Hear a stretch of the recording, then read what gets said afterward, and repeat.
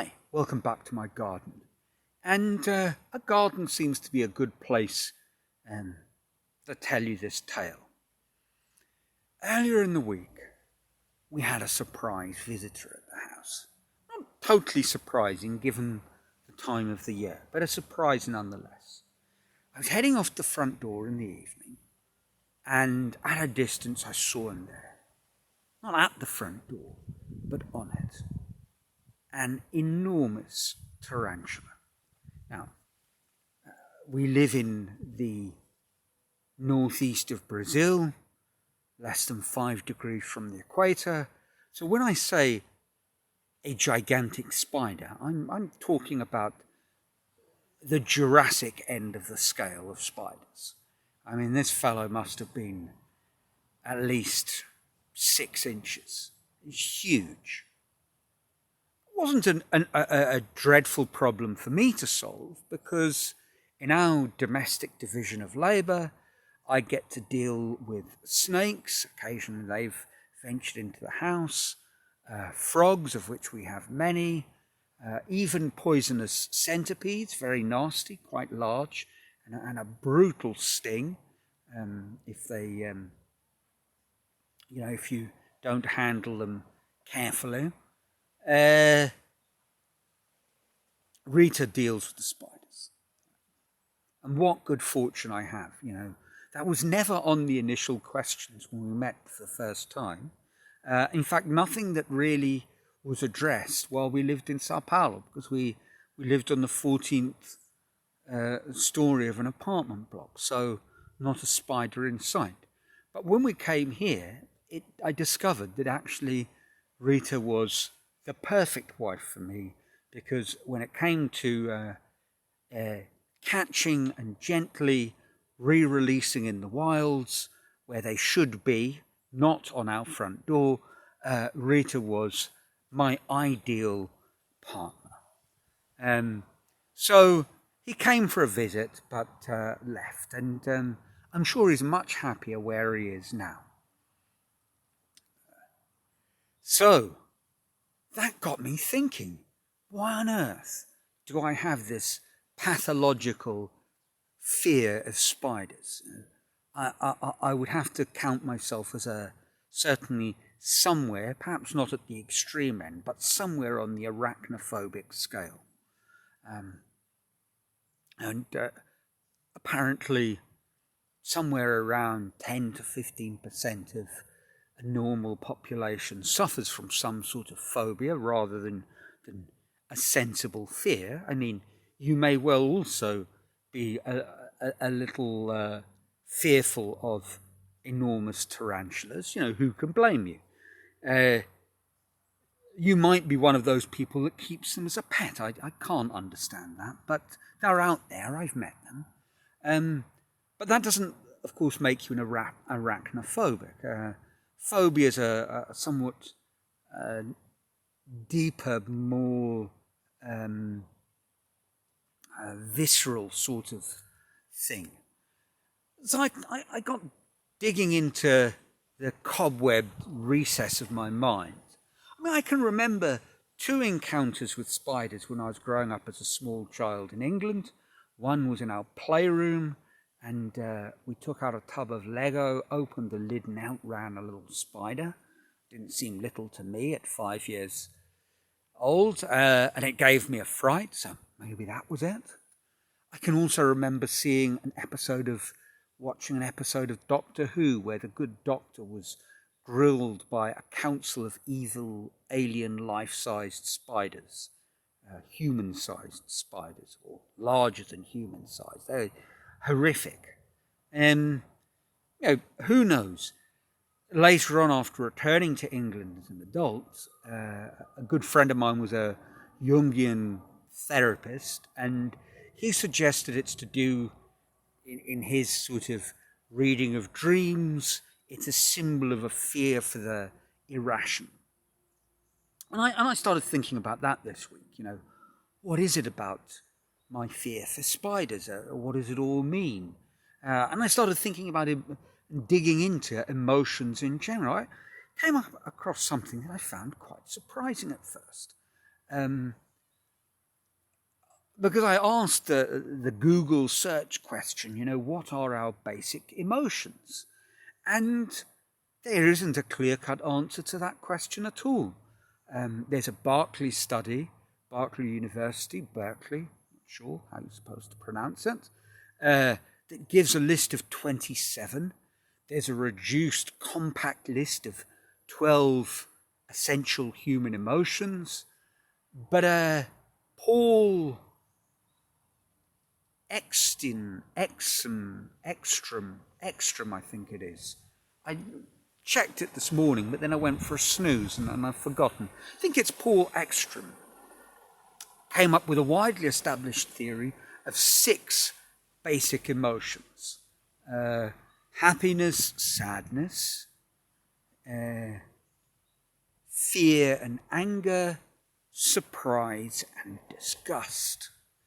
I think the theory was, and I didn't dig obviously into primary sources, I am not that sort of YouTube researcher, but I saw a picture somewhere which was looking at facial features. So I think they did some sort of meta-analysis of facial expressions and kind of classified them in these 6 groups. But it's come into question lately, our primal emotions, by a more neuroscientific brain research study at, I think, Glasgow University, and they've reduced it to 4. Well, happiness and sadness are quite distinct and stand on their own, but they've grouped fear and surprise together as being essentially flip sides of the same thing, and the same for anger and disgust. And I got to thinking about those, and that sort of makes sense, as I guess what they're looking at when they look on that very neural level is our most basic of brain functionings. And it seems to tell us rather a lot. I mean, for a start, it's interesting that there are 4 basic emotions, of which 1 is positive and 3 are negative. So is it any wonder that I guess our news feeds tend a bias towards misery and suffering? Because we just have more negative emotional responses than positive. 3-1 wins it.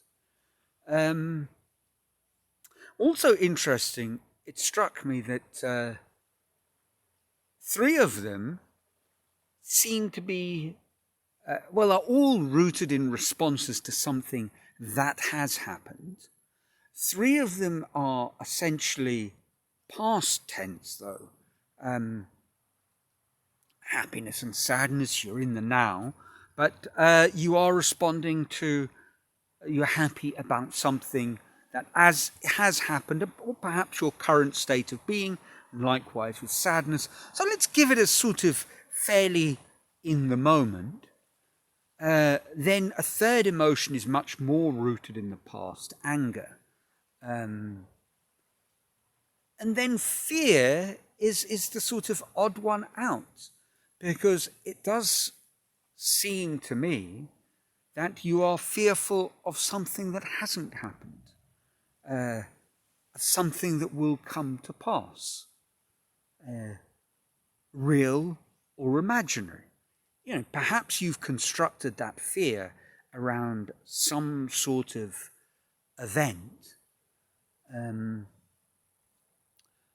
But if that were the case, certainly in the case of the phobias, I suppose it would be a quite different sort of matter altogether.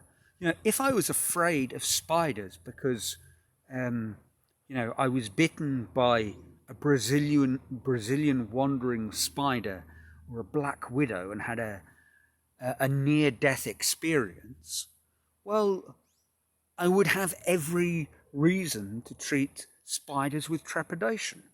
But until recently, I had no recollection of ever having actually been bitten by a spider. I think recently I was. I had a sort of hard lump sort of around about hip level and another one on my arm. And there was a sort of insect mark. It wasn't a mosquito.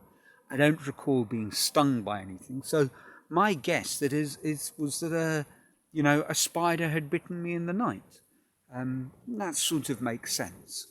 But it didn't bother me. It didn't worry me. I didn't have nightmares about it. So my fear of spiders is based very much on a kind of narrative and story that has never really come to pass. It's a fear of being surprised in the future, in a sort of nasty type of way. Now, why am I talking about fear? Haven't we got enough on our plates as it is? What with collapsing global ecosystems and climate, a COVID pandemic related economic disaster, and now who knows, we could be on the verge of World War III. I mean, there's a lot to be worried about without me adding to it all. But of course, that's the very reason to deal with this matter of fear.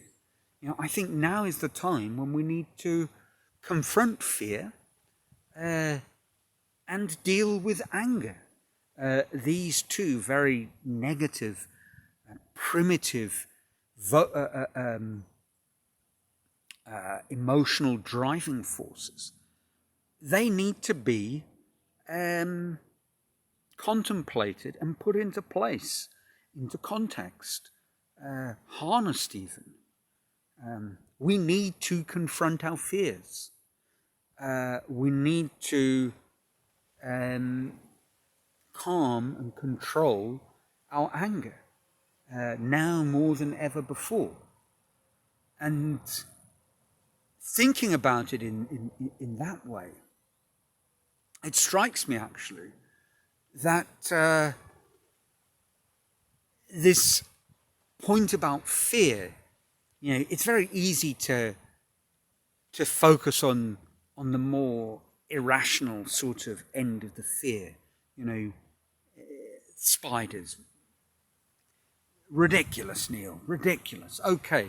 And I give you that. It is a totally irrational fear. Or to focus on the things that we're afraid about, but really are absolutely beyond all of our power and control. Nuclear warfare. No, folks, there's very little we can do about that. And it is, even now, even though that most miserable of men, Noam Chomsky, suggests we might be at the most perilous point of human history, and he may well be right. He's a clever chap, albeit quite gloomy. We might be, but not much that I can do about it here in my garden. I can do something about the spiders. When I go for a walk, I keep my eyes peeled just in case one of them's come out unusually during the day and is in my path, and I give them a wide berth when they do, very occasionally. But I think the fears that we need to focus on and confront are much more insidious. They are deep within us, and they hold us back.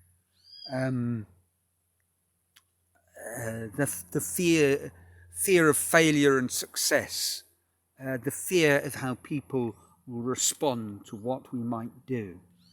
And I think we all harbour a plethora of very, very awkward and, dare I say it, equally irrational fears that are quite damaging. I mean, my fears of spiders has not held me back. Quite curiously, of all the parts of the world that I chose to visit, I came here to South America.